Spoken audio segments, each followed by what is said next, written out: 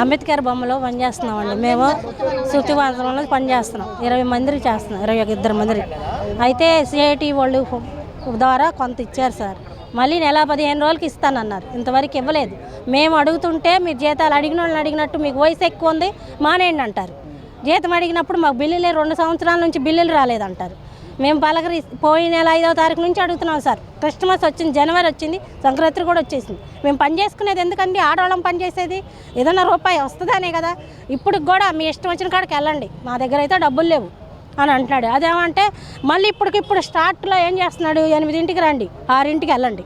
2 స్టెప్పులు సార్. పొద్దున 6ంటికి వచ్చిన వాళ్ళు 2ంటికి దిగాల, 2ంటికి వచ్చిన వాళ్ళు 9ంటికని టైం పెట్టాడు. ఇప్పటికిప్పుడే జీతం ఇచ్చినప్పుడల్లా టైం మారుస్తాడు ఆయన. ఎవరు? ప్రవీణ్ సార్. ఆయన ఎట్లా పడితే అలా మాట్లాడతాడు. నిన్న అంటాడు సెక్యూరిటీ వాళ్ళతో మమ్మల్ని నెట్టిస్తాడంట. అక్కడ ఏదైనా వస్తువు పోతే మా మీద ఫిట్టింగ్లు పెడతాడంట. ఏంటండి మేము పని చేస్తున్నామా, దొంగతనానికి వచ్చామా? 9 నెలల నుంచి పని చేసి డబ్బులు 3 నెలలు ఇచ్చాడు. కొంతమందికి అయితే కొంత కట్ చేసి ఇచ్చాడు. ఏమో తెలియదు, వాళ్ళకి రాజకీయం చేసి ఆయనే ప్రవీణ్ సార్ డబ్బులు ఇవ్వలేదు మాకు. మేనేజర్ అక్కడ, ఆర్కే సర్వీస్ మేనేజర్. తీరా చూస్తే ఏంటి సార్ అంటే మీరు సెలవులు పెట్టారంటారు. మేము సెలవులు పెట్టింది 2 నెలలు సెలవులు పెడతాం సార్. ఎవరైనా ఒక 2 రోజులు సెలవు పెడతానికే కష్టం. వచ్చేదే 10,000 మాకు. ఆ 10,000 ఇలా చేస్తున్నారు సార్. ఇవాళ మాకు పండగ, ఇంకేమో ఎన్ని రోజులు ఉందో చెప్పండి సార్ మీరు. మేము ఆడవాళ్ళం పని ఎందుకు చేస్తున్నాం? ఏదో ఒక రూపాయి వస్తుందని కదా. తీరా చూస్తే మేము మాకు బిల్లు రాలేదమ్మా, మీ ఇష్టం వచ్చిన కాడికి వెళ్ళండి అంటున్నాను. ఏం చేయండి సార్?